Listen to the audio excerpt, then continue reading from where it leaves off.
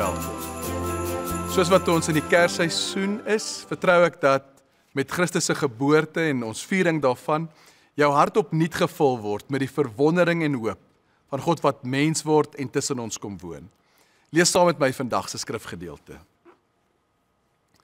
Die geboorte van Jesus Christus was dan so.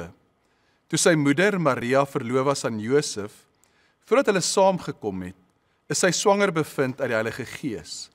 En Josef, haar man, omdat hy regverdig was en onwillig om haar openbaar te maak, het hom voorgenem om in die geheim van haar te skei.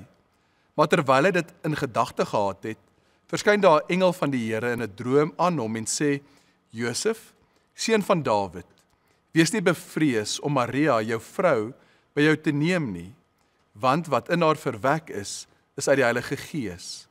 En sy sal 'n seun baar, en jy moet hom Jesus noem, want dit is hy wat sy volk van hulle sondes sal verlos. En toe Josef uit die slaap wakker word, het hy gedoen soos die engel van die Here hom beveel het, en sy vrou by hom geneem, en hy het haar nie beken, totdat sy haar eersgebore seun gebaar het nie, en hy het hom Jesus genoem. Ek wonder hoe Jesus se ouers gevoel het, die dag na Jesus se geboorte. Die dag was gevul met soveel aktiwiteite, wat Josef en Maria se asem moes weggeslaan het.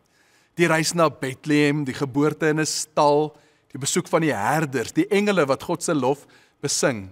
Alles sou 'n draaikolk van emosies veroorsaak het. So Josef was waarskynlik uitgeput en oorweldig, gemeng met diepe heilige verwondering. As 'n eenvoudige timmerman sou hy in daardie oomblikke intens bewus geword het van die groot verantwoordelikheid wat God aan hom toevertrou het. Hy moes gedink het, hoe kan hy, 'n eenvoudige man, 'n koninklike rol vervul as die aardse pa van die verlosser? En so was die tyd daarna die geboorte waarskynlik een van groot kontras, een van stilte en verwondering. Nou, ek kan myself voorstel hoe Josef en Maria by mekaar gesit het met die baba Jesus tussen hulle. Nuwe ouers het dikwels nie woorde om te kan uiting gee vir die wonderwerk wat hulle aanskou nie. En so het hulle dalk na mekaar gekyk, dalk in stilte, dalk in trane en vreugde. En miskien het Josef en Maria gesê, toe die engele gesien het van sy droom, en hoe hy met vrees gevul was oor sy rol. En Maria sou dalk weer die herinnering van die engel Gabriël herroep het, wat haar vertel het, hoe die seun van die Allerhoogste hom sou baar.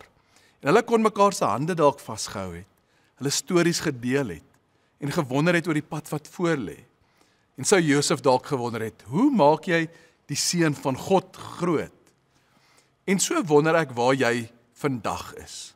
Soos Josef en Maria, kan ons ook stil raak en reflekteer oor God se groot werke hier in hierdie tyd. Om nie net die uiterlike feestelikhede te kan onthou of na uit te sien nie, maar ook die innerlike werklikheid wat Jesus se geboorte in ons harte het. En so wil ek jou nooi om vandag na die geestelike praktyk van refleksiegebed. Nou hierdie praktyk help ons om God se teenwoordigheid te soek in ons elke dag se lewe en met 'n groter bewusheid en dankbaarheid te leef. En hierso is hoe jy so 'n refleksiegebed kan doen. In die eerste plek, skep vir jou 'n stil ruimte. Vind 'n plek waar jy kan stil raak sonder enige onderbrekings en afleiding, waar jy net op jou eie kan wees. En neem dan 'n paar keer diep asem. En elke asemteug is 'n herinnering aan God se teenwoordigheid. En vra dan die Here om in jou herinnering jou te help sien wat belangrik is. En begin dan jou refleksiegebed met dankbaarheid. Wat is dit waarvoor jy tans veral dankbaar voor is? Dalk in die afgelope dag is daar oomblikke van vreugde en tye waarvan jy diep bewus was van God se teenwoordigheid. En so wil ek jou nooi om saam met Jesus stap vir stap deur jou geheue deur die vorige dag te stap. En soos wat Josef en Maria hulle stories met mekaar sou deel, praat met die Here, doen dieselfde. En identifiseer dan daai oomblikke wat vir jou lewegewend was, oomblikke van vreugde en skoonheid en liefde, maar raak dan ook bewus van daai oomblikke wat dalk vir jou moeilik was. Dalk oomblikke van verlange en teleurstelling. En in jou refleksie, kan jy dan ook met die Here praat oor die oomblikke waar jy hom dalk gemis het. Oomblikke wat jy dalk ongeduldig of ondankbaar was. En vra vir die Here se vergifnis om jou te help om nader aan hom te leef. En so vanuit ons refleksie gebed kan ons dan ook vorentoe kyk. Kan ons ook bid vir die toekoms. En soos Josef en Maria waarskynlik gewonder het oor wat voorlê, kan jy ook jou vrese en jou drome aan God voorlê.